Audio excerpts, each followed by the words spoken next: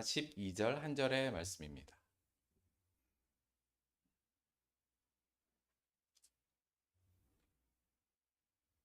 신약성경 189페이지 사도행전 2장 42절 한 절의 말씀입니다.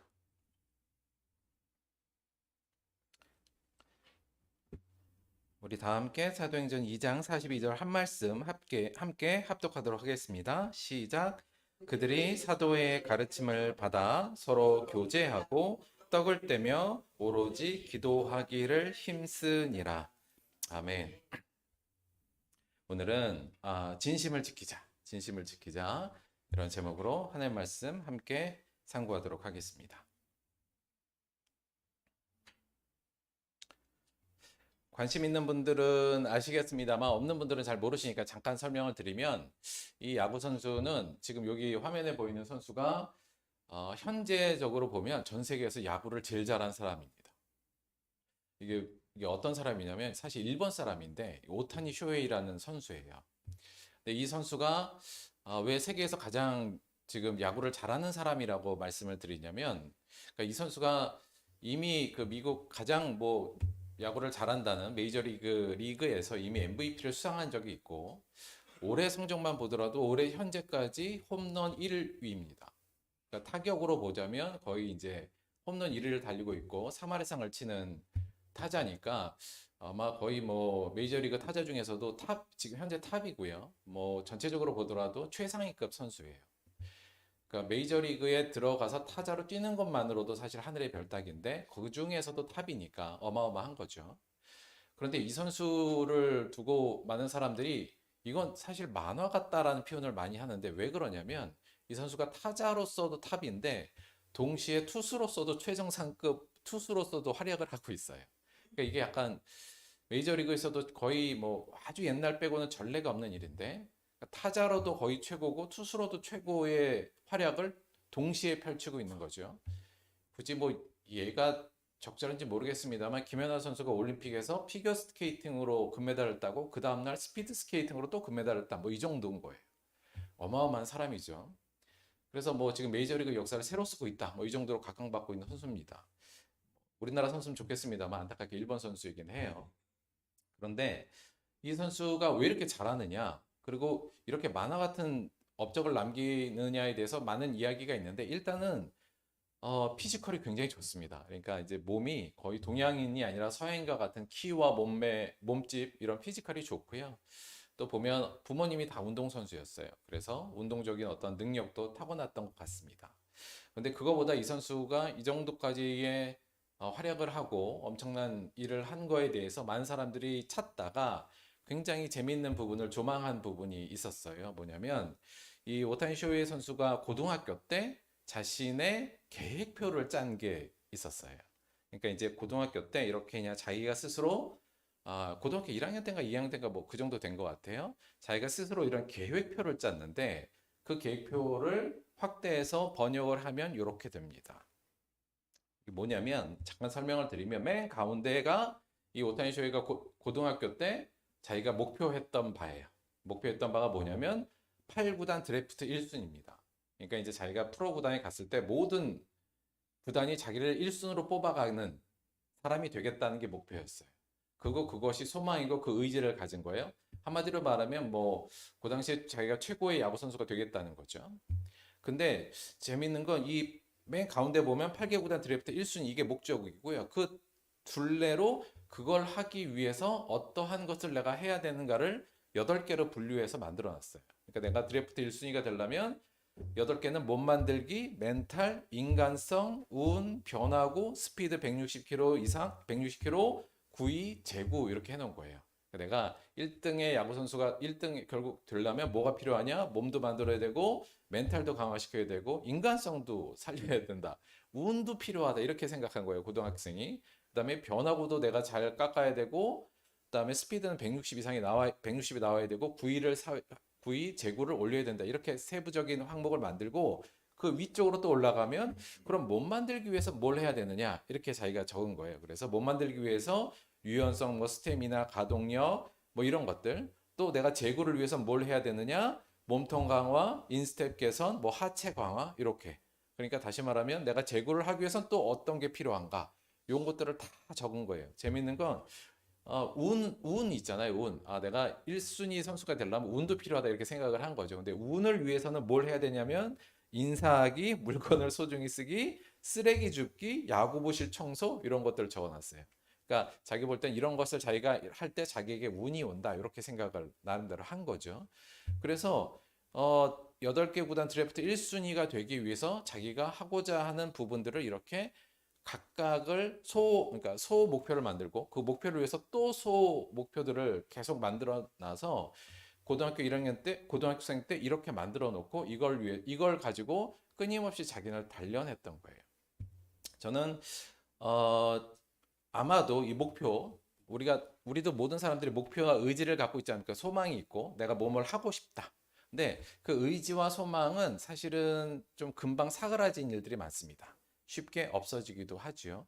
그 의지와 소망을 담을 수 있는 좋은 그릇이 필요한데 그 그릇을 나름 잘 만들어 놨던 것 같습니다. 그래서 아마 이 선수는 이제 이걸 갖고 이 목표를 갖고 계속 노력하고 그래서 뭐 지나가다가도 쓰레기는 늘 주우려고 하고 이 목표가 있으니까요.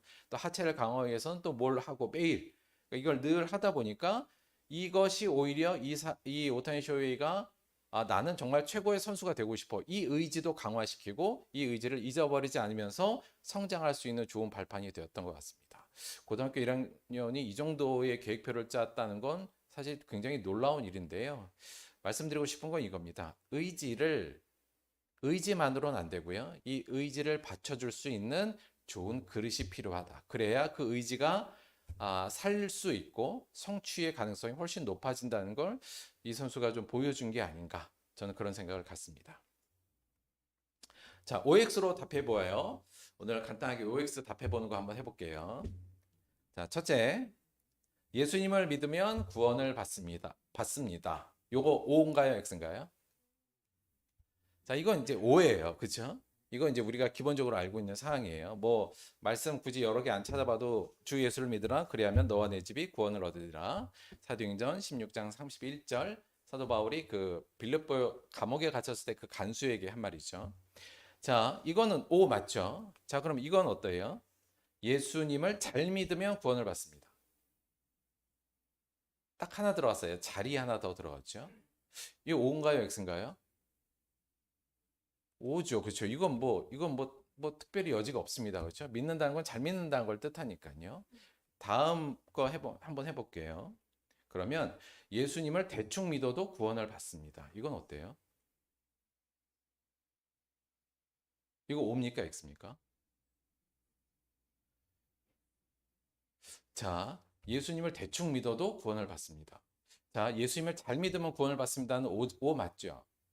그럼 예수님을 대충 믿어도 구원을 받습니다는 X여야 되죠. 이게 논리적으로 당연히 그렇잖아요. 그렇죠? 그러니까 예수님을 대충 믿어도 구원을 받는다는 건 아니라는 거죠. 이게 성경적으로 맞나? 사실 뭐 여러 가지를 다 살펴봐야 할 부분이 있습니다만 굉장히 또 민감한 문제이기도 하고 우리가 뭐 잘 아는 것처럼 예수님이 산상수훈에 하셨던 말씀이요. 나더러 주여 주여 하는 자마다 다 천국에 들어갈 것이 아니요 다만 하늘에 계신 내 아버지의 뜻대로 행하는 자라야 들어가리라. 뭐 이 말씀도 그렇고 우리가 자주 보는 말씀이에요. 그 첫 번째 계명이 무엇냐에 대한 예수님의 말씀. 예수께서 대답하시되 첫째는 이것이니 이스라엘아 들으라 곧 우리 하나님은 유일한 주시라. 내 마음을 다하고 목숨을 다하고 뜻을 다하고 힘을 다하여 주 너희 하나님을 사랑하라 하신 것이요 둘째는 이것이니 내 이웃을 내 자신과 같이 사랑하라 하신 것이라. 이보다 더 큰 계명이 없느니라. 마음을 다하고 목숨을 다하고 뜻을 다하고 힘을 다해서 하나님을 사랑하고 내 몸처럼 이웃을 사랑하라는 것이 하나님의 명령이잖아요. 이거는 대충 사랑하라가 아니잖아요. 그렇죠?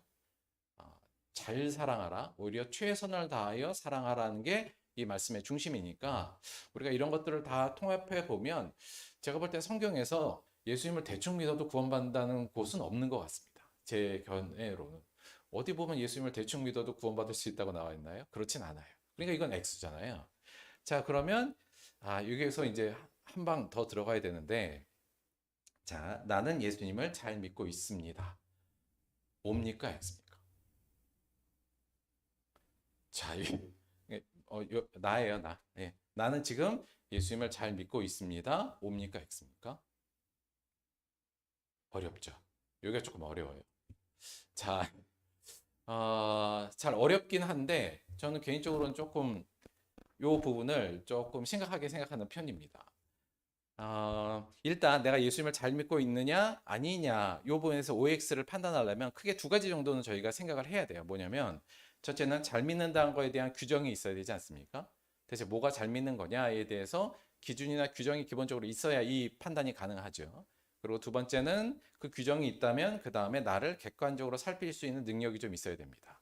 그 기준에 맞춰서 내가 지금 맞느냐 안 맞느냐를 나를 객관적으로 바라보고 평가할 수 있어야 되죠. 보통 이거 평가가 쉽지 않습니다. 지난 시간에도 우리가 그 메타인지에 대한 말씀을 드렸지만 어떤 분은 너무 자신을 과신해서 충분히 난 잘 믿고 있다고 생각하기도 하고 어떤 분은 잘 믿고 있는데도 불구하고 나는 엄청 못 믿고 있는 것 같다라고 생각하는 경우도 있어요. 그래서 실제로는 이 두 가지가 기본적으로 돼야만 나는 예수님을 잘 믿고 있습니다의 OX에 답할 수 있거든요. 그런데 바로 답이 안 나오는 것은 이 두 가지가 아직 미진하기 때문이다. 이렇게도 이야기할 수 있는 거죠. 자, 여러분, 그러면 내가 잘 믿는다는 걸 어떻게 규정할 것인가? 이거 굉장히 복잡하기도 하고 어렵기도 하고 신학적으로도 그렇고 굉장히 좀 논란이 되는 많은 부분이긴 한데요. 저는 그냥 이렇게 규정해도 크게 틀리지 않을 거라고 생각합니다. 뭐냐면 나는 예수님을 잘 믿고 있다? 대체 어떻게 하고 있다는 거냐에 대한 이 규정은 나는 예수님에 대한 진심을 지키기 위해 노력하고 있는가 아닌가로 판단할 수 있다고 봅니다. 한마디로 말하면 내가 정말 예수님을 잘 믿고 있는가, 하나님을 잘 믿고 있는가는 우리가 쭉 얘기하는 것 같이 내가 하나님의 진심인가를 살피면 돼요. 그런데 우리의 진심이라는 게 워낙 들쭉날쭉하잖아요. 그래서 사실 그것만으로 점적으로 판단하기는 좀 어렵고 좀 더 횡적으로, 아니 시간적으로, 선적으로 보자면 나는 그 진심을 현재 지키기 위해서 노력하는 자인가 아닌가가 사실은 나는 지금 예수님을 잘 믿고 있다, 안 믿고 있다를 저는 결정할 수 있는 부분이라고 생각합니다. 물론 이거는 좀 논란이 많긴 해요. 아니, 논란이보다는 토론이 많이 필요한 부분이긴 한데 한마디로 말해서 부족하긴 하지만 나는 현재 하나님, 예수님에 대해서 진심을 지키기 위해서 나름 그 진심을 잊지 않기 위해서 노력하고 있어요 라고 만약에 내가 얘기할 수 있다면 그렇게 한다면 우리는 그건 예수님을 잘 믿고 있다. 이렇게 저는 규정할 수도 있다고 성경적으로 볼 수 있다고 봅니다.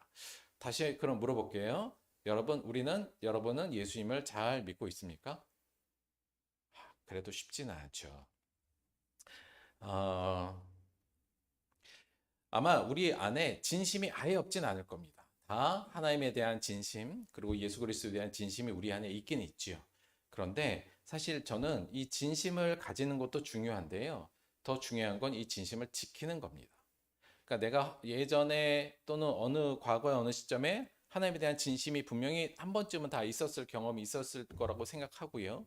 그 진심을 가지는 것도 굉장히 중요한 부분이고 뭐 그렇게 쉽지는 않은 부분입니다만 여간 진심을 가지는 것도 중요한데요. 무엇보다 더 중요한 건 그 진심을 내가 지켜내느냐 안 내느냐 못하느냐 사실 그 부분이 굉장히 중요해요. 왜냐하면 우리가 하나님에 대한 진심이라는 것은 사실은 생각보다 굉장히 약합니다.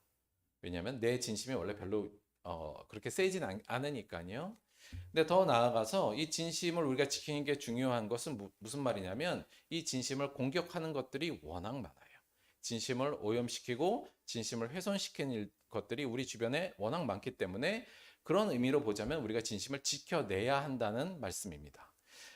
성경적으로 볼 때 이 진심을 혼란시키고 또는 진심을 흐트러뜨리거나 진심을 오염시키는 여러 가지 요인들을 성경상에서 여러 군데서 저희가 찾아볼 수 있는데요. 크게 한 네 가지 정도로 살펴볼 수 있을 것 같아요. 첫째, 우리의 진심을 무엇이 공격하고 있느냐? 첫째는 육체적 본능이죠.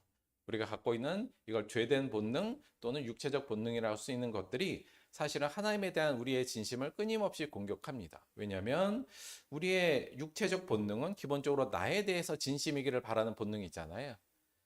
타인이 아니라 다른 대상이 아니라 나 자신에게 진심이어야 한다는 것이 우리의 육체적 본능이기 때문에 늘 우리의 육체적 본능은 하나님에 대한 나의 진심을 무너뜨리려고 하는 역할을 할 수밖에 없죠.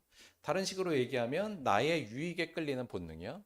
나를 유익하고자 하는 이 본능이 사실 하나님을 유익하게 하고 하나님을 영광스럽게 하려는 우리의 진심을 사실은 굉장히 공격하고 무뎌지게 만드는 역할을 합니다. 그래서 육체적 본능, 이러한 나의 원래 죄된 우리의 속성이 하나님에 대한 진심을 늘 공격하는구나. 이거 하나 알아두는 거 꼭 필요하고요.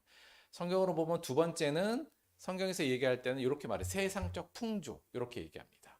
그러니까 오늘날로 따지면 우리가 하나님에 대한 진심을 자꾸 멀어지게 하거나 그것을 약화시키는 것 중에 하나는 이 세상적 풍조인데, 사회적 분위기, 더 나아가서 사회의 가치, 이렇게 얘기할 수 있을 것 같아요. 오늘날로 치자면 뭐 물질 만능주의, 이게 가장 크다고 할 수 있죠. 한마디로 말하면 뭐 돈, 재물을 불리고자 하는, 그리고 그래야만 하는, 그렇지 못하면 패배자가 되는 이 사회적 풍조가 그것에 우리를 몰두하게 만들어서 하나님께 진심으로 멀어지게 만드는 것, 뭐 우리가 부인할 수 없는 부분이고요. 연관됩니다만 능력과 경쟁주의 사회, 그래서 능력 있는 자가 경쟁에서 이겨야만 하는, 그래야만 성공하고 그래야만 이 세상에서 의미 있고 가치 있는 자로 인정받는 이 사회적 분위기를 따라가다 보면 당연히 하나님에게 진심에서는 멀어지게 됩니다. 그런데 우리가 사는 세상은 뭐 끊임없잖아요. 이 가치를 우리에게 늘 뿌려주고 또 강요하며, 뭐 사실 TV 뭐 어떤 동영상이든 대부분 이 가치로 무장되어 있는 곳에 우리가 살기 때문에 늘 우리는 하나님의 진심에 대해서 이러한 것으로부터 공격을 받고 있다. 이것도 잊지 않아야 하고요. 또 하나 성경에서 보자면 우리의 진심을 공격하는 또 하나의 요소는 잘못된 교훈입니다. 성경에서는 이걸 이제 거짓 선지자 이렇게 표현하고 또 잘못된 교훈이라고 얘기하는데, 오늘날 보자면 똑같죠. 수많은 이단 사상들도 우리가 하나님의 진심으로부터 멀어지게 만드는 부분이 있고요. 또 하나는 정상적인 교회라 할지라도 세속화된 가르침, 소위 말하면 오염된 가르침들이 실제로도 많아서 우리가 하나님에 대한 진심을 왜곡하게 만들고 멀어지게 만드는 역할을 하는 것도 과거나 지금이나 저는 동일하다고 봅니다. 당연히 이것도 우리가 경계를 당연히 해야겠죠. 궁극적으로 보자면 결국은 성경에서는 이 모든 것을 바탕으로 해서 우리의 진심을 늘 공격하는 이가 있는데 누구라고요? 네, 사탄이요. 그래서 사탄이 늘 우리의 이 진심을, 왜냐면 이게 제일 중요하잖아요. 지금 우리가 뭐라 그랬냐면 진심이냐 아니냐가 우리의 구원이냐 아니냐와 연결된다고 우리가 지금 OX에서 대충 배우지 않았습니까? 따라서 딴 거 공격할 필요 없어요. 사탄은 늘 우리의 진심, 하나님에 대한 진심, 하나님의 말씀과 예수 그리스도의 말씀에 대한 우리의 진정된 진심을 흐트러뜨리고 그 부분을 오염시키려고 당연히 노력하겠죠. 이 부분은 초대교회에서부터 끊임없는 공격이고 현재까지도 마찬가지. 물론 뭐 방법은 조금 다를 수 있습니다만 여전히 우리를 공격하고 있다. 근신하라, 깨어라, 너희 대적마귀가 우는 사자같이 두루 다니며 삼킬 자를 찾나니. 베드로전서 우리 말씀 잘 아는 것처럼 사탄은 때로는 이런 잘못된 교훈이나 우리의 본능, 또 세상적 풍조, 이런 것들을 다 이용해서 끊임없이 우리가 하나님부터 진심되지 않게, 그러면 하나님부터 완전 멀어지게, 아니요, 대충 믿게, 하나님을 대충 믿게 하려고 한다는 거죠. 이게 무서운 겁니다. 아예 떠나게 만들면 그럼 뭐 나중에 떠났다 돌아올 기회가 있는데요, 대충 믿게 하면 나는 지금 대충 믿다고 보통 생각 안 하거든요. 잘 믿다고 보통 생각하기 때문에 그 대충 믿은 상태를 계속 유지하게 만드는 게 사단의 전략. 그래서 저희가 이 부분을, 이 진심이 그렇게 중요하다면, 우리가 하나님을 잘 믿는 게 그렇게 중요하다면, 내가 이 진심을 가진 것도 좋지만 이 진심이 전방위적으로 공격을 받고 있는 상황이라는 것을 인지하고 또 인정하고 그거를 지키기 위해서 대비하고 노력하는 것이 반드시 필요하다. 이렇게 이야기할 수 있을 것 같습니다. 그래서 이 진심은 정말 소중한데요, 이 하나님에 대한 우리의 진심을 이런 것으로부터 지킬 수 있는 근본적인 그릇이 좀 필요합니다. 이걸 담아놓을 수 있는 거예요. 그래서 외부의 공격으로부터 또 오염으로부터 이 진심을 지킬 수 있도록 이 진심을 담을 수 있는 그릇, 혹은 뭐 보호막, 이렇게로도 볼 수 있어요. 그릇이라고 표현을 할게요. 그러니까 진심을 담아낼 수 있을 만한 그릇이 있어야 돼요. 그리고 그 그릇을 잘 관리하는 게, 다시 말하면 진심을 지키는 길이다. 이것은 우리가 하나님께 정말 진심으로 하나님을 사랑하고 싶어요, 의지만으로 되는 것이 아니라 그 의지를 지켜낼 수 있는 이 그릇을 잘 마련하는 게 중요하다는 거죠. 그러면 우리가 이 진심을 잘 지켜낼 수 있는 그릇은 무엇인가? 무엇을 통해서 우리가 진심을 잘 담아낼 수 있는가? 이제 이 부분으로 저희가 관심이 넘어가야 되는데, 오늘 본문 말씀을 통해서 그 부분을 조금 알아보려고 합니다. 자, 오늘 말씀 한 절 말씀이잖아요. 일단 약간 배경을 잠깐 설명을 드려야 될 것 같아요. 요거 저희가 쭉 해오던 부분이라 크게 어렵진 않은데 지금 베드로가 성령 세례를 받고 오순절날 성령의 충만함을 받고 베드로가 많은 사람들 앞에 가서 설교를 했죠. 거기까지 저희가 지난번에도 말씀을 좀 드렸어요. 근데 그 설교를 했을 때 많은 사람들이 어떻게 되냐면 마음에 찔림을 받습니다. 그렇죠? 그리고 그 찔림을 받고 우리가 그럼 어떻게 해야 될까? 말씀드렸지만 그 찔림을 받아서 마음이 불안하고 아프지만 그것을 수용해야 된다는 말씀을 드렸어요. 그것이 싫다고 자꾸 도망가거나 귀를 막으면 안 된다. 그런데 그 중에 몇몇 사람들은 그 마음에 찔려서 베드로한테 가서 묻습니다. 우리가 어떻게 해야 될고? 사도 베드로가 그때 했던 말이 뭐라고요? 회개하는 거. 그렇죠? 회개하라. 그러면 뭘 어떻게 돼요? 죄 사함을 받고 세례를 받고 죄 사함을 받고 성령을 선물로 받을 것이다. 이게 지난주 말씀이었어요. 그렇죠? 자, 그러고 나서 그 말에 많은 사람들이 받죠. 그 중에서도 그 말을 받은 사람이 생깁니다. 사도 베드로의 그 말, 회개하고 죄 사함을 받고 세례를 받고 성령을 받으라는 이 말씀을 받아들이고, 물론 거기서도 받지 않은 사람들도 있어요.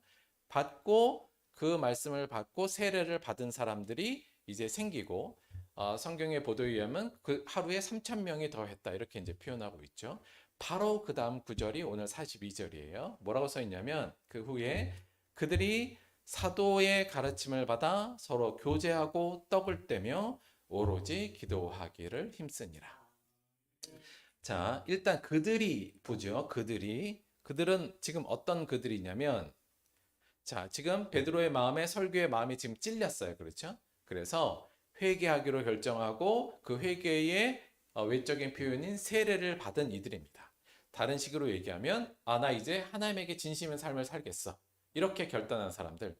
그동안은 세상적인 삶에 내가 정말 진심으로 살았는데 이제는 또는 세상 쪽에 한 반, 하나님한테 반, 요 정도로 살았는데 아니 이제 하나님에게 특히 예수 그리스도의 말씀에 내가 이제 진심을 담아서 살겠어라고 이제 결단한 사람들이 생긴 겁니다. 자, 그런데 이 결단한 사람들이 그 결단만으로는 그것을 지키기가 어렵잖아요. 그래서 이들이 그때 했던 행동들을 지금 설명하고 있는 거예요. 그래서 그들은 지금 새로 하나님께 난 진심인 삶을 살겠다. 예수 그리스도를 믿고 예수 그리스도를 주로 믿는 예수 그리스도에 대해서 진심을 갖는 사람으로 살겠다고 결단한 그들이 이렇게 주어가 되고요. 그다음에 여기에 동사는 하나인데 뭐냐면 오로지 힘쓰니라, 우리말로 번역된 거예요. 오로지 힘쓰니라인데 여기 보면 우리가 오늘 본문에는 오로지 기도하기를 힘쓰니라 우리가 이렇게 돼서 기도가 크게 중요됐구나 이렇게 오해할 수 있는데 그게 아니라 그냥 전체적인 단어는 동사 요거 하나인데 요 단어 자체가 오로지 힘쓰니라 이렇게 번역했어요. 뭐 맞는 단어인데 조금 더 의미를 저희가 조금 더 강조드리자면 뭐냐면 이 얘기는 지속적이고 반복적으로 노력했다라는 의미가 포함되어 있는 원어적 의미가 있습니다. 그러니까 이걸 한 번 한 게 아니라 지속적이고 반복적으로 이거 하는 일에 그들이 그 다음에 전념했다, 노력하고 그것을 위해서 꾸준히 그 하는 일을 지켜냈었다. 지금 이렇게 의미가 되는 거예요. 그리고 요 오로지 힘썼다는 거에 목적으로 네 개가 나오는 겁니다. 그래서 무엇을 이렇게 오로지 힘썼느냐, 무엇을 지속적으로 반복적으로 노력했느냐가 네 가지가 나오는데 그 네 가지가 뭐냐면 첫째는 사도들의 가르침 이렇게 돼 있죠. 그렇죠? 그러니까 사도들의 가르침을 받는 거에 이들이 지속적으로 반복적으로 노력했다. 이렇게 됩니다. 그래서 여기 이제 가르침이란 말을 디다케 이렇게 표현을 해요. 원어 자체 이름이 말이 디다케고요. 그래서 보통 우리도 교회에서 이 가르침은 과거로부터도 이제 그냥 디다케 이렇게 표현하기도 했습니다. 그래서 이들이 꾸준하게 그리고 지속적으로 노력했던 건 뭐냐면 사도들의 가르침을 받는 거에 꾸준하게 노력을 했고, 두 번째는 뭐냐면 여기 나오는 서로 교제했다. 요 부분이요. 그러니까 서로 교제하기를 그들이 꾸준히 노력했다는 거죠. 요거 이제 우리가 잘 아는 단어 코이노니아 이렇게 되어 있는 단어입니다. 그리고 세 번째는 뭐냐면 떡을 떼며네요. 그렇죠? 떡을 떼며. 그러니까 떡을 뗀다는 게 초기 교회에서는 좀 여러 가지 의미이긴 했습니다. 그러니까 일단 떡을 뗀다는 것 자체가 같이 식사한다는 의미가 있어요. 그러니까 실제로도 초대교회에서는 늘 같이 식사하는 부분을 했었고요. 근데 여기서는 떡을 떼다는 같이 식사도 했는데 당시에는 요 식사와 함께 요게 사실은 그러니까 그러면 우리가 식사했다 이렇게 쓰면 되는데 떡을 떼다 정확히 표현하자면 떡을 부쉈다 이거잖아요. 그러니까 요거 뭐예요? 그러니까 성찬을 의미하거든요. 그래서 그들이 지속적으로 반복적으로 서로 모여서 뭘 했다? 성찬을 했다. 이제 이렇게 저희가 이해할 수 있습니다. 근데 여기서 성찬이라는 것을 우리가 오늘날로 표현할 때는 물론 오늘날도 저희들이 성찬을 따로 하기는 합니다만 저는 이걸 예배라고 표현해도 괜찮을 것 같은데 왜냐면 우리가 성찬한다는 건 뭐예요? 뭘 한다는 거라고 저희가 말씀드렸죠? 성찬은 뭐예요? 예수 그리스도가 우리를 위하여 찢기시고 피 흘리시고 살 뜯기신 그것을 일단 기억하고 기념하며 감사하는 것. 그렇죠? 그래서 복음을 기억하는 게 첫 번째 성찬의 목적이고 두 번째 뭐예요? 그것을 내가 먹어서 그렇죠? 예수님이 찢긴 살과 피를 내가 먹고 나도 어떻게 살겠다고요?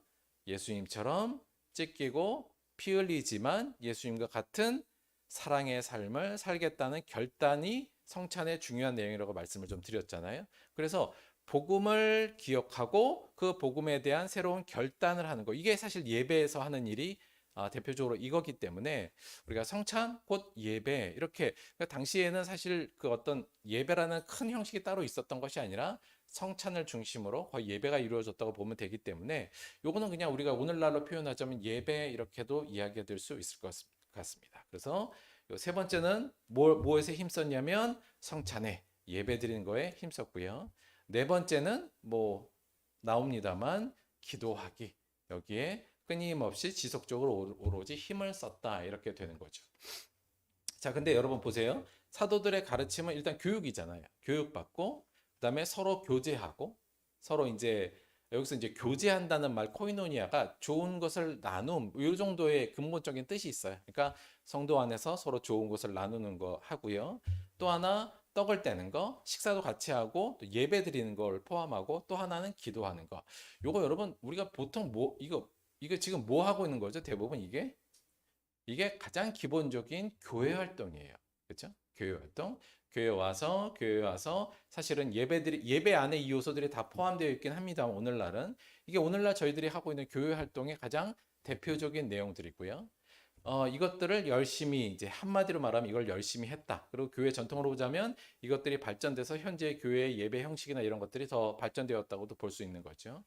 그래서 그들이 하나님께 내가 진심하겠어. 이제 하나님을 진심으로 따른 자가 되겠어라고 결단한 후에 그들이 오로지 힘쓰면서 끊임없이 반복하면서 지속적으로 노력한 것은 바로 이 네 가지였다. 이렇게 저희가 얘기할 수 있습니다. 근데 이 네 가지를 어떤 의미로 저희가 바라볼 수 있냐면 바로 이 네 가지가 진심을 담는 그릇의 역할을 한 거예요.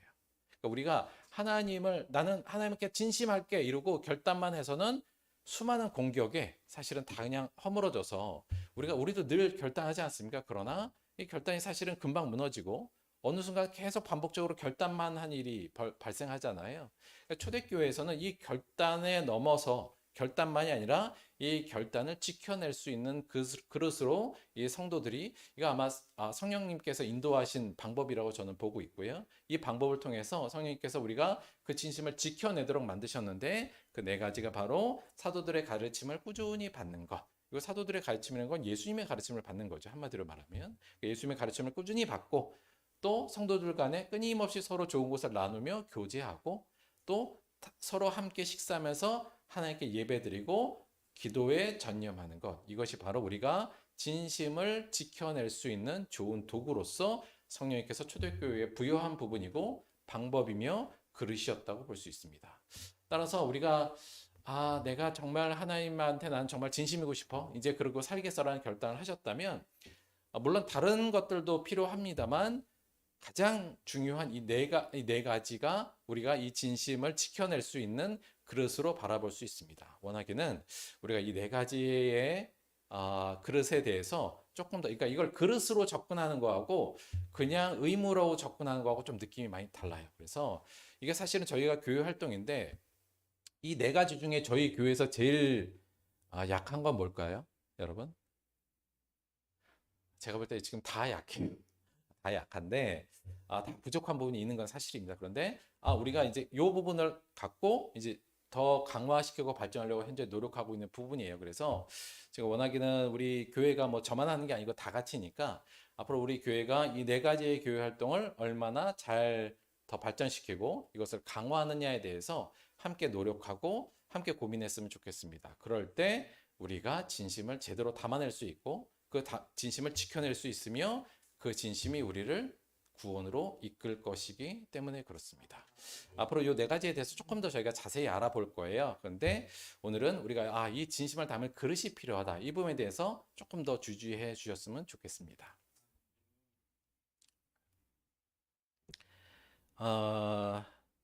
예수님의 비유 중에 열처녀 비유라는 비유가 있습니다. 예수님께서 마태복음 25장에서 했던 세 가지 비유 중에 맨 처음에 나온 비유예요. 이 비유에 대해서 잠깐 설명을 좀 드리자면 그냥 좀 한번 읽어보죠. 그때 천국은 마치 등을 들고 신랑을 맞으러 나간 열처녀 같다 하리니 그 중에 다섯은 미련하고 다섯은 슬기 있는 자라. 미련한 자들은 등을 가지되 기름을 가지지 아니하고 슬기 있는 자들은 그릇에 기름을 담아 등과 함께 가져갔더니 신랑이 더디옴으로 다 졸며 잘세. 밤중에 소리가 나되 보라 신랑이로다 맞으러 나오라 하매 이에 그 처녀들이 다 일어나 등을 준비할세. 미련한 자들이 슬기 있는 자들에게 이르되 우리 등불이 꺼져가니 너희 기름을 좀 나눠달라 하거늘 슬기 있는 자들이 대답하여 이르되 우리와 너희가 쓰기에 다 부족할까노니 차라리 파는 자들에게 가서 너희 쓸 것을 사라 하니 그들이 살아간 사이에 신랑이 오므로 준비하였던 자들은 함께 혼인잔치에 들어가고 문은 닫힌지라. 그 후에 남은 처녀들이 와서 이르되 주여 주여 우리에게 열어주소서. 대답하여 이르되 진실로 너희에게 이르노니 내가 너희를 알지 못하노라 하였느니라. 그런즉 깨어 있으라 너희는 그날과 그때를 알지 못하느니라. 우리가 조금 익히 알고 있는 비유이긴 한데요. 이 비유에 대해서도 설명할 게 많은데 오늘은 그냥 간단하게 좀 핵심만 좀 짚고 넘어가려고 합니다. 여기 한마디로 말하면 5명의 슬기로운 처녀와 5명의 미련한 처녀가 나오죠. 슬기로운 처녀는 미리 기름을 준비해서 신랑이 왔을 때 결국 혼인잔치에 들어가고 미련한 5 처녀는 기름을 준비하지 못해서 결국은 혼인잔치를 들어가지 못하는 상황으로 나옵니다. 이 비유에는 거의 마지막 날, 그러니까 이제 심판 때와 연결되는 비유이고요. 그래서 조금 저희에게 충격적으로 오는 것은 기름을 준비하지 못한 이 처녀들이 나중에 하는 말입니다. 11절 그 후에 남은 처녀들이 와서 이르되 주여 주여 우리에게 열어주소서 이렇게 문을 열어달라고 요청을 하죠. 그런데 12절에 보면 신랑이 뭐라고 그러냐면 대답하여 이르되 진실로 너희에게 이르노니 내가 너희를 알지 못하노라 이렇게까지 굉장히 강하게 이야기하시는 부분이에요. 그래서 저희가 이 부분은 저희가 조금 늘 부담스러운 부분이긴 합니다만 우리가 여기서 이제 슬기로운 당연히 처녀가 되도록 우리가 노력하라는 말씀이고요. 말씀 전체적으로는 준비해야 된다는 건데 여기서 준비한다는 거의 핵심이 뭐냐면 기름이잖아요. 자, 그러니까 이 기름, 이 비유에서 대체 이 기름이 뭔가 이걸 저희가 조금 더 살펴봐야 돼요. 여러분 여기서 기름은 뭘까요? 여기 슬기로운 처녀가 준비하고 있었던 기름과 미련한 처녀들이 준비하지 않았던 이 기름은 대체 이 비유에서 뭘 의미할까? 요거 이제 저희가 조금 알아보려고 하는 건데 이거 쉽지 않습니다. 왜냐하면 본문 내에 그렇게 어떤 확 보이는 어떤 단서가 그렇게 많지는 않아요. 그런데 그래서 이게 이제 뭐 성령이다, 기름은 성령이다, 또 다양한 해석들이 굉장히 많은데 그냥 성경학적으로 보면 몇 가지 근거로 해서 이렇게 결론을 내릴 수 있을 것 같습니다. 첫째는 뭐냐면 기름은 첫째는 일단 이 비유의 내용 자체로 볼 때 등은 뭐냐면 등을 준비했는데 그 등은 여간 보이는 형식이잖아요. 그런데 기름은 그 등을 밝히는 재료지 않습니까? 그래서 근본적으로 이 비유 자체가 드러내는 부분은 기름은 어떠한 내용을 의미한다고 보여져요. 그렇죠? 그래서 형식 안에 들어서 그 형식을 진정으로 의미 있게 만들어주는 그 내용을 의미하는 걸로 일단 비유의 내용은 그렇게 보이고요. 또 하나 어떤 식으로 바라볼 수 있냐면 이건 좀 문맥적 유사성이라고 우리가 이제 이야기할 수 있어요. 그러니까 전체적으로 문맥에서 어떤 이야기를 하고 있는가를 살펴보면 여기서 기름의 의미를 저희가 조금 더 쉽게 도출할 수 있는 거죠. 그런데 25장을 보시면 이 비유가 나온 다음에 나온 비유가 뭐냐면 달란트 비유예요. 그러니까 우리 기억나시죠? 주인이 먼데 가면서 5달란트, 2달란트, 1달란트를 각각 맡기고 갔다 온 후에 5달란트 받은 사람은 나도 5달란트를 더 남겼습니다. 2달란트는 2달란트를 더 남겼어요. 그리고 근데 1달란트 나는 사람은 그걸 땅에 묻는 그 비유예요. 우리가 공부했던 거. 그 비유가 나오고요. 그 내용은 결국 뭐냐면 하나님이 우리에게 준 명령을 얼마나 성실하게 수행했느냐 이 부분을 나타내는 거죠. 그리고 그 다음에 나오는 비유가 바로 양과 염소의 비유입니다. 이 양과 염소의 비유는 뭐였냐면 마지막 날에 심판하실 때 하나님께서 오른편에는 양, 왼편에는 염소를 구분하여 두신다고 하셨고요. 양은 칭찬하고 염소는 굉장히 꾸짖으시죠. 근데 양과 염소가 구별되는 건 뭐였죠? 가장 작은 자를 예수로 인정하고 섬겼느냐. 네가 내가 배고플 때 음식을 주고 감옥에 있을 때 찾아가고 이런 것들이에요. 그래서 오른쪽에 있는 사람들은 어떤 사람들? 양인 사람들은 아주 세상에서 작은 사람들을 예수님처럼 섬겼던 사람들, 반대쪽은 그것을 하지 않았던 사람들로 하는 내용이 바로 양과 염소의 비유였어요. 여기서도 뭐냐면 결국은 핵심은 뭐냐면 예수님의 말씀을 잘 따르고 실천했느냐의 여부로 구별되는 거죠. 그래서 사실 그것으로 보자면 그 유사성으로 보자면 여기서 처녀들 중에 기름을 준비했던 처녀들은 하나님의 말씀, 예수 그리스도의 말씀에 잘 실천하고 그 말씀을 지켜냈던 사람, 요 정도의 의미로 기름을 살펴볼 수 있을 것 같아요. 일단 요 정도의 유사성으로는요. 그리고 하나 더 요 본문에서 저희들에게 관심을 끄는 부분이 있는데 뭐냐면 11절에 보면 그 후에 처녀들이 와서 이르되 주여 주여 우리에게 열어주소서. 12절 대답하여 이르되 진실로 너에게 이르노니 내가 너희를 알지 못하노라.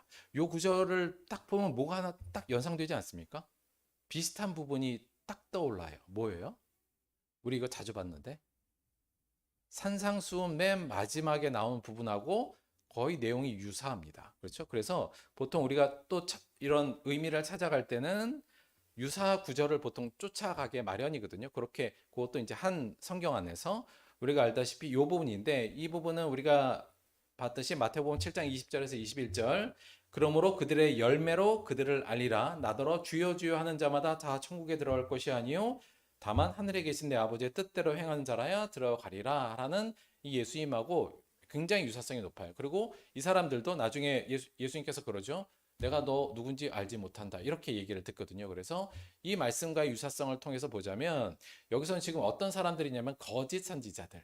근데 거짓 선지자를 무엇으로 판단하느냐? 열매가 없는 자들. 겉은 화려하고 주여 주여라고 외치고 능력도 발휘하는 것 같고 볼 때는 나무로 볼 때는 풍성한 나무인데 결국은 열매가 없는 자들에 대해서 예수님께서 하신 말씀이거든요. 그러니까 이거의 유사성에서도 보자면 이거는 하나님을 믿고 하나님을 사랑한다 그러고 그의 진심이라고 말하면서 외형적인 부분은 있으나 실제적으로 진심은 아닌 사람들.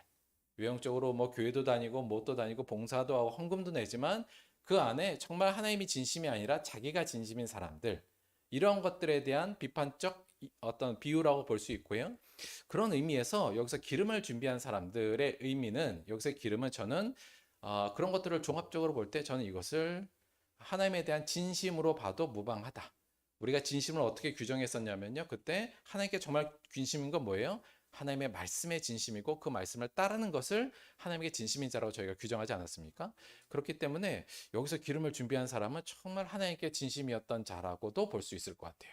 저는 우리가 슬기로운 이 다섯 처녀 정말 진심을 가지고 마지막 날에 하나님 예수 그리스도를 맞을 수 있는 사람이 되어야 된다. 그러기 위해서는 진심을 반드시 지키는 자가 되어야 된다는 것을 이 부분은 이야기를 하고 있다고 볼 수 있습니다. 저와 여러분이 모두 진심을 지켜내는 자가 되기를 주님의 이름으로 축원합니다. 이거 한 번만 점검해 볼게요. 자, 사실 오늘 본문 말씀은 저희들에게 이 질문을 하고 있는 것 같습니다. 너희는 지금 무엇을 지키고 있는 거죠? 여러분, 우리가 살면서 많은 것 지키려고 살잖아요. 뭐 지키고 계십니까? 많은 사람들이 재물을 지키려고 노력하고 있고요. 지위도 지키고 내 권력도 지키고 때로는 내 명예도 지키며 내 자존심도 좀 지켜야 되고요. 또 내 안정도 지켜야 되고 내 건강도 지켜야 되고 내 시간도 좀 지켜야 되고 내 평판도 좀 지켜야 되고 내 즐거움도 지키기 위해 오늘도 분주하게 살아가고 있습니다. 그러나 이것들도 사실은 다 지켜야 될 부분들이죠. 소중한 것고 당연히 지켜야 되는 겁니다만 무엇보다도 우리가 지켜야 될 것은 하나님에 대한 진심.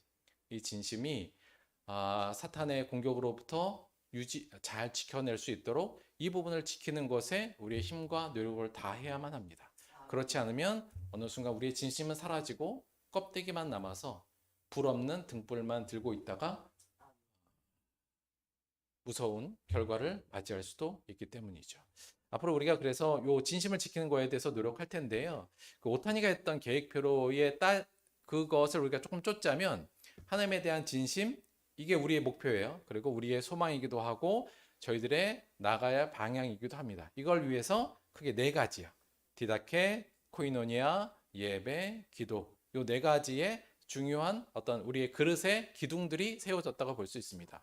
각각에 대해서 저희가 조금 더 고민하고 대체 세부적으로 이것들을 우리의 삶에서 어떻게 만들어 갈 건지를 앞으로 조금 더 볼 텐데요.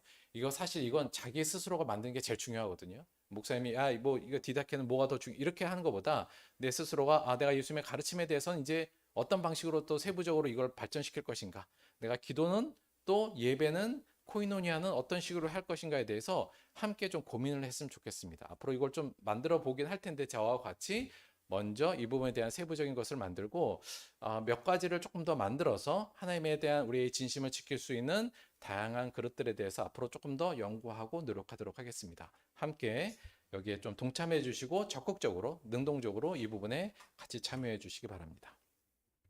모든 지킬 만한 것 중에 내 마음을 지키라. 생명의 근원이 이에서 남이라.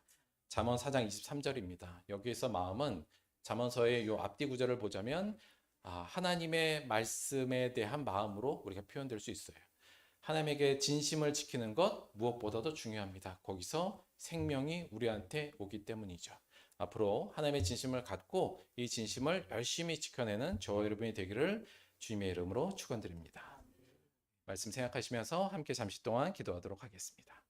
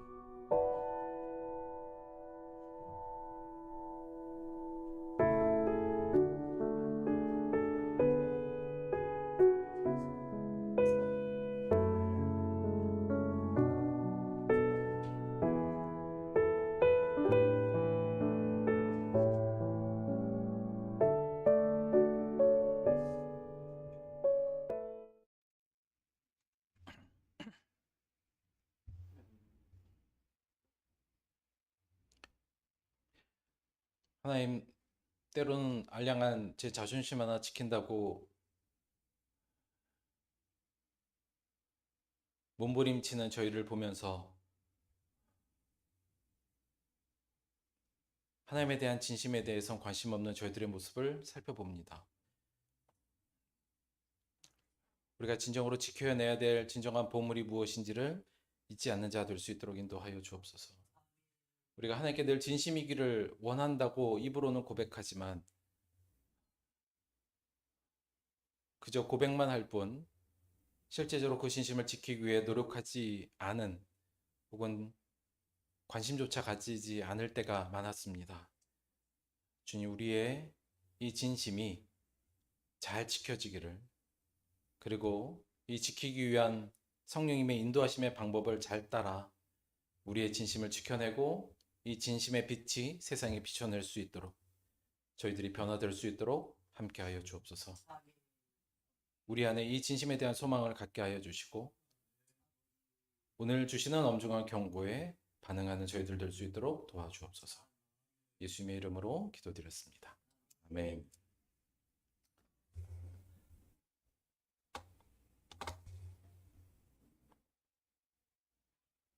광고 말씀 몇 가지만 좀 드리도록 하겠습니다. 저희 오늘 남해에서 살구가 올라와서 가정별로 살구 하나씩 드릴 거예요. 이거 그냥 물로만 살짝 씻어서 드시면 돼요. 껍질 알레르기 있으신 분은 까 드셔도 되는데 껍질 때 드시면 좀 더 새콤하고 맛있으니까 그냥 드셔도 돼요. 안에 씨 있으니까 조심하시고요.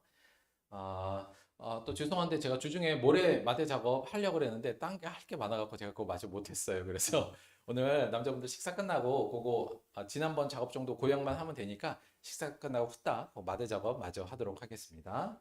저희가 그 여름 성경학교 이름이 좀 그렇습니다만 여름 성경학교 겸 들법교회 단합대 뭐 요거 저희가 작년에 했던 거 올해도 좀 개최하려고 하는데요. 7월에 아무래도 좀 이번에 장마도 좀 늦어지고 너무 덥다 뭐 이런 표현도 좀 많아서 좀 고심이긴 한데 저희가 그래서 날짜를 저희는 그냥 토요일 그때도 작년에도 그랬습니다만 토요일 오전에 시작해서 예배드리고 시작해서 그 다음날 주일 예배로 끝나는 거 1박 2일 이렇게 진행을 할 거고요. 또 뭐 이렇게 좀 지난번하고 좀 비슷하지만 조금 더 재미있고 다채롭게 한번 구성해 보려고 노력 중이에요. 근데 날짜인데 저희가 이게 날짜가 그냥 7월 22일, 23일 요 주간이 있고요. 마지막 7월 마지막 째 주간이 또 있어요. 그런데 7월 마지막 째 주간은 보통 이제 휴가철하고 좀 겹치잖아요. 그래서 여러분 휴가 가신 분들도 있을 것 같아서 7월 22일, 23일 토요일, 주일 이렇게 하려고 하는데 혹시 나는 그날이 좀 안 된다거나 혹시 그러시면 날짜는 현재까지는 조정이 가능하니까 혹시 현재까지는 잠정적으로 7월 22일, 23일 요 이틀 동안 하도록 하겠습니다. 그렇게 일단 알고 준비해 주시고 저희들도 나름 좀 준비를 좀 해볼게요. 혹시 안 된다는 분이 너무 많으면 날짜를 좀 조정은 좀 해보도록 할 텐데 현재까지는 7월 20일, 23일 요 날짜는 저희가 1년에 다 한번 모이는 거니까 되도록이면 날짜 좀 비워주셔서 참석할 수 있도록 함께 해 주시기 바랍니다. 그리고 오늘 저희가 날도 덥고 풀장을 준비하긴 했는데 오늘은 저 취약 미취약 우리 친구들 정도의 위주로 할 거거든요. 그래서 우리 좀 크신 분들은 우리 7월에 본격적으로 풀장을 개장할 거고 오늘은 애들 위해서 준비한 거니까 뭐 밥 먹고 마음대로 뛰어들거나 하은이 하율이 저 우리 거기는 우리 7월 달로 한번 해보자. 여가 오늘은 애들 풀장이란 거 다시 한번 말씀을 드립니다. 식사 맛있게 하시고 그거 준비하는 것도 함께 할 수 있으면 같이 좀 도와주세요. 감사합니다. 헌금을 위해서 기도하고 우리 주기도문 합독함으로 예배 마치도록 하겠습니다.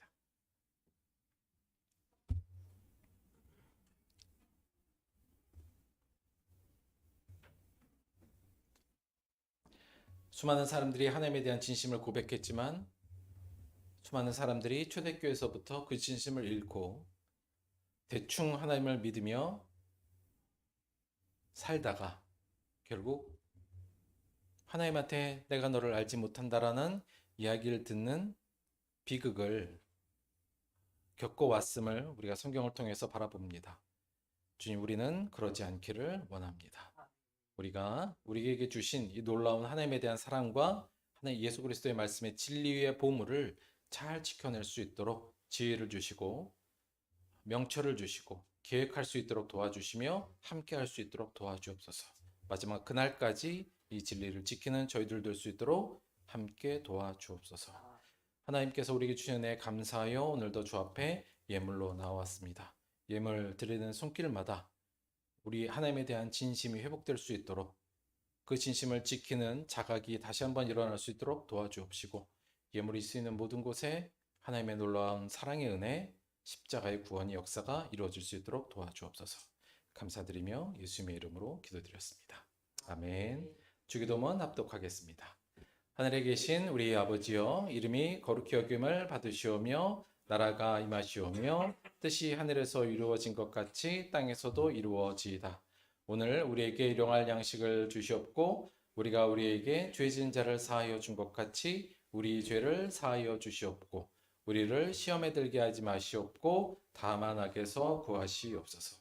나라와 권세와 영광이 아버지께 영원히 있사옵나이다. 아멘.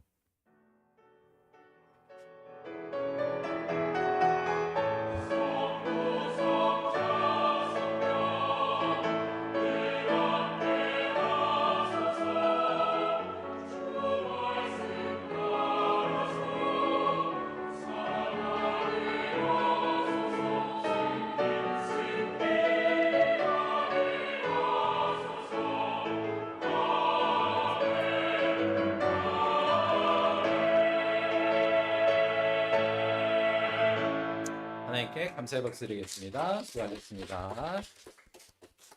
오늘 폭염주의보 뭐 그렇거든요. 그래서 땡볕에는 나가지 마시고, 예, 나가시더라도 모자 같은 거 꼭 쓰시기 바랍니다.